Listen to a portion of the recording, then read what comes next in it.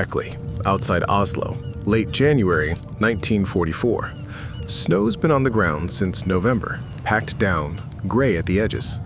The air smells like wet plaster and a stove that's only been lit every other day. Whose house is this? City officials, cataloging an estate.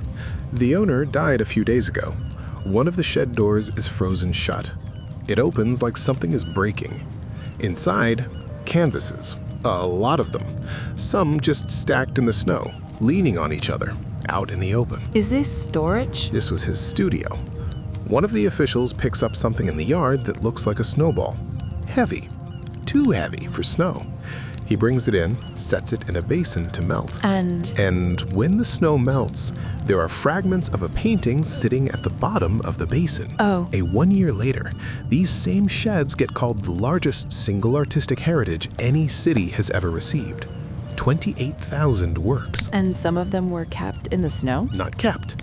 He put them there. Who did? His name was Edvard Munch. Oh, you're going to have to explain that. Hold on. We'll get back to that. Everyone knows the standard story: tortured genius, the scream, mother and sister dead of tuberculosis, a painting that sold for over $120 million, stolen twice. All of that's true, and almost none of it is the point. Then what's the point? A man who wouldn't sign off on finished for almost 50 years, and who, to make sure of that, wrecked his own work on purpose for decades. On purpose? There's even a name for it. He called it the horse cure. Mean? Like turning a sick horse out to pasture.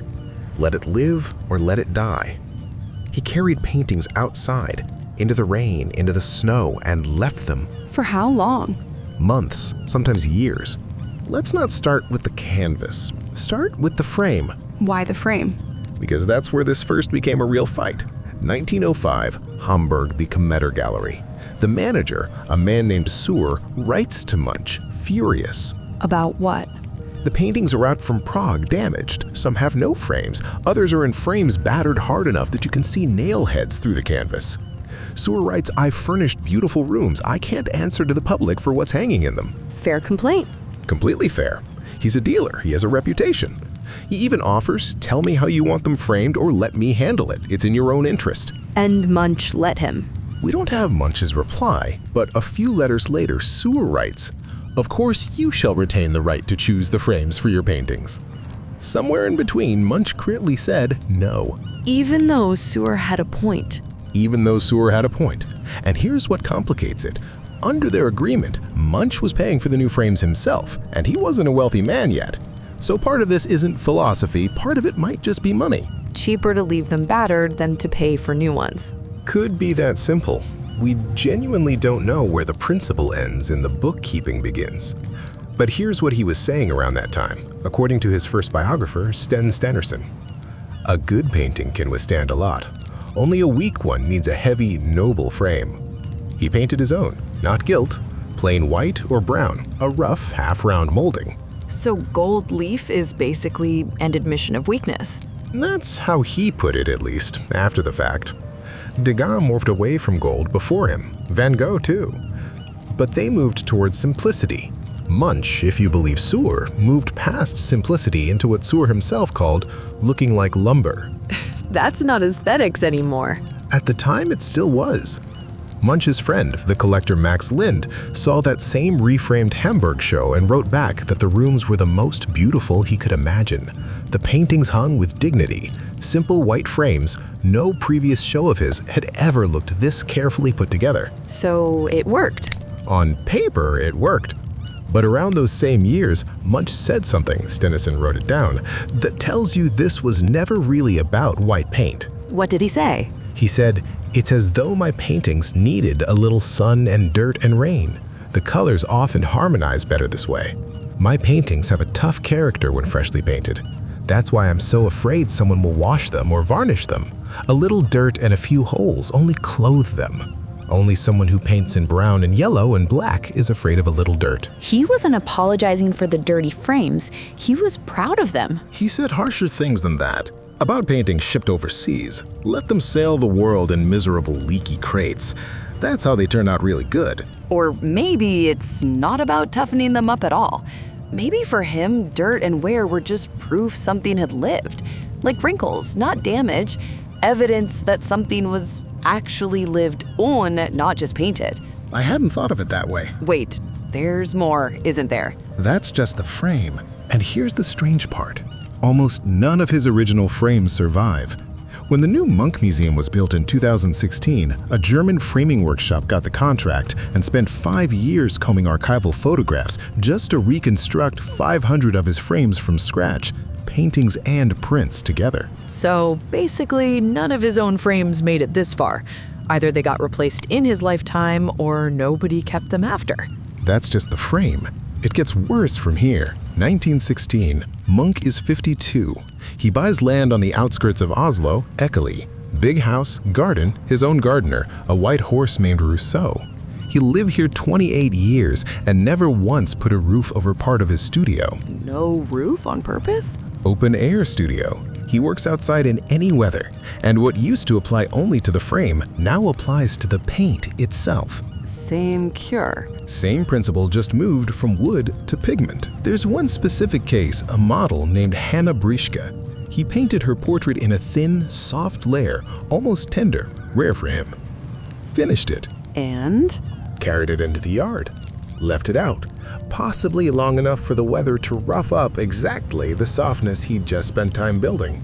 He deliberately broke the thing he just made gentle. Neighbors, visitors, guests photographed the studio those years.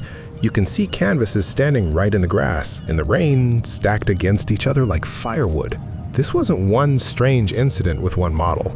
It's a system that ran for 28 years straight. Maybe he was just a messy person. In the 1980s, a museum conservator, Jan Thurman Moe, studied this specifically, and she proved it wasn't carelessness. A dedicated piece of research just to establish that the aging was a deliberate material experiment, not an accident. And he never once admitted one of them was ruined? Here's one documented case.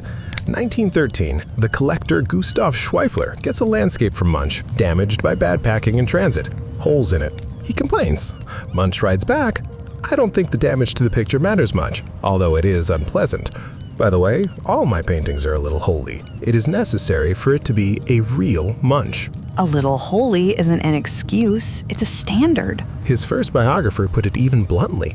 Munch would sometimes step directly on his own paintings if they were lying on the floor. There's a photograph, just a morning at Ekely. He carries a canvas out, leans it against the shed wall. It starts to rain. He looks up at the sky for a second, then goes in for breakfast. He doesn't cover it? He doesn't cover it. That's not carelessness. That's discipline, aimed in the opposite direction. That's strange. That's the question to hold on to until the end. Because it wasn't only about weather. There's a diary entry that explains a lot more than the rain does. Which one? One good picture with 10 holes in it is better than 10 bad pictures with no holes. That's not about durability. He goes further. While other painters carefully perfect the grounding and finish of a painting so it'll last forever, they lose the fire, and the picture gets so dull and lifeless it ends up in the junk room. So he wasn't testing if a painting could survive the weather. What he was actually testing, I won't claim to know. He once wrote, "When I paint, I never think of selling." Maybe selling was the end of a painting's story for him. It leaves your sight and stops changing. I don't know. He never explained that part. He never explained a lot of parts. 1944. Munch dies in January at 80. Just the dogs in the house with him. No one else? No one else. The city of Oslo inherits everything named in his will. 28,000 works. Some on the walls, in perfect condition, some in the basement, damp, some in open sheds, and some in the garden under snow. The Snowball he started with. They thawed it. Inside were fragments of a painting called Workers in the Snow, about people laboring in the cold, incidentally. It had quite literally spent years lying in the cold itself. He painted the cold and then made the painting live in it. The city takes the estate and almost immediately starts treating it its own way. The 20th century decides Munch's dirt needs to go. How? From the 1950s through the 80s, part of the collection gets coated with a synthetic ketone varnish to even out the uneven sheen to protect the surface from the exact dirt he'd let onto it on purpose. The restorers literally overruled the artist. They were sure they were saving the paintings, and here's the irony. Today, it turns out that varnish is a major reason paint is flaking and lifting in places. Not just Munch's weather. also the attempt to erase it. So it's not 2 positions anymore, it's 3. Munch, who believed let the weather decide, Restorers in the 60s who believed seal it away and forget it happened. and today's conservators who aren't sure they have the right to touch either decision because stripping that varnish now is exactly as risky as applying it was. Every generation was sure it knew better. And every one of them might have done a little damage. Today, the Munch Museum has an entire department that does nothing but preserve his legacy. An international research project with the Getty in Los Angeles, with the University of Évora in Portugal, 3 years, €250,000 budget, all to understand one thing: how to stop what's called salt efflorescence, the damage caused year after year by exactly those swings in humidity and freezing temperature he exposed the paintings to. So what he called a cure is now called a diagnosis. The Scream, the $120 million one, is barely shown anymore. The cadmium yellow is fading and flaking. Some of that's the theft, some of it is simply how the painting was kept while he was alive. Today, it's held at a steady 50% humidity, 20 degrees Celsius, because an ordinary room is already too dangerous for it. 100 years ago, he said let the rain test the picture. Today, dozens of specialists are trying to undo the results of that test. Every museum on Earth is built on one assumption: preserve the object unchanged, freeze the moment. He seemed to believe the opposite. The museum and the artist want 2 different things. The museum wants the painting to stay exactly how he left it. He didn't want it to stay anywhere at all. He wasn't a careless man by accident. He was well off, disciplined, kept diaries for decades, personally supervised every exhibition, argued with gallery owners over millimeters of molding. This isn't someone who forgets things in a yard. So it was a decision every time. Every time. I want to go back to what's been bothering me since the start. He wouldn't sell most of it, almost until he died. Kept it all with him in a house full of canvases instead of just selling a portion and clearing some of it out. For the house, for his own peace of mind. Sometimes he just called them his, the way parents sometimes talk about children who've grown up but still live home. He never had those. No wife, no children. So this was it. And then carried them out into the frost anyway. That's what I'm seeing differently now than when we started. At first, I thought this was about being afraid to let go, about not being able to part with them. But the longer I sit with it, the clearer it gets. This was never about parting ways. It's that a finished thing to him was a thing that had its future taken away. He wasn't afraid of losing them. He was afraid they'd stop changing. A painting locked under glass, framed, warm, exactly the same forever. That wasn't preservation. That was death on a delay. Snow, rot, a hole in the canvas, that was proof time still had power over it, which meant it was still alive. He wasn't destroying his paintings. He was refusing to let them stop. We'll never know if that's what he meant. He only ever said it was for the heart. We only know he never offered another explanation. Fair enough. He once wrote that Leonardo da Vinci's best pictures are destroyed. But he added, they don't die. A brilliant thought lives forever. Maybe that's why he never once called one ruined. For him, that word just didn't apply to what was happening. Today, at Ekely, you can stand where the open sheds used to be. There were roofs now. Climate control, humidity sensors, alarms. Everything he never wanted. Everything his work can't survive without. Now. So who is right? Him, the restorers in the 60s, or the museum today? Maybe all of them. Maybe none of them. The snow melted a long time ago. That snowball's long since towed. The fragments are still sitting somewhere in storage, I think, on their own. No frame, no title. Not finished, just set aside.